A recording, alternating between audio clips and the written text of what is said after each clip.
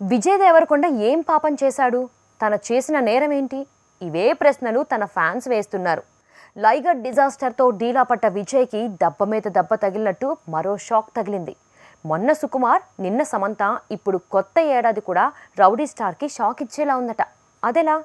Take a look. Vijay దేవరకొండని కొత్త ఏడాది కూడా మోసం చేసేలా ఉంది. పరిస్థితులన్నీ తన మీద పగబట్టినట్టే సీన్ కనిపిస్తోంది. ఒకే ఒక్క హిట్ తన రేంజ్ ని పెంచినట్టు ఒకే ఒక్క ఫ్లాప్ తన తలరాతనే రివర్స్ చేసింది. లైగర్ ఫ్లాప్ అయి నెలలు గడుస్తోంది. అయినా ఆ పంచ్ తాలూకు గాయాలు ఇంకా విజయ్ని వెంటాడుతున్నాయి.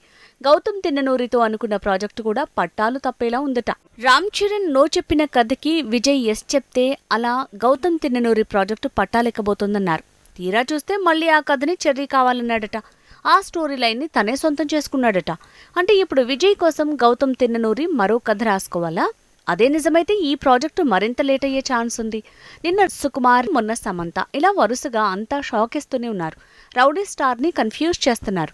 పుష్ప 2 తర్వాత సుకుమార్ మేకింగ్ లో విజయ్ చేయాల్సిన సినిమా కాస్త చెర్రీ చేతికి వెళ్ళిందన్నారు.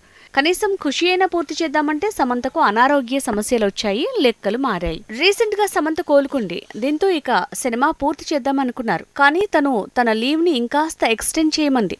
అంటే తనింకా కోలుకోలేదా? ఇలా ఒకటి తర్వాత మరోటి విజయ్ మీద పంచులు పడుతూనే ఉంటాయా?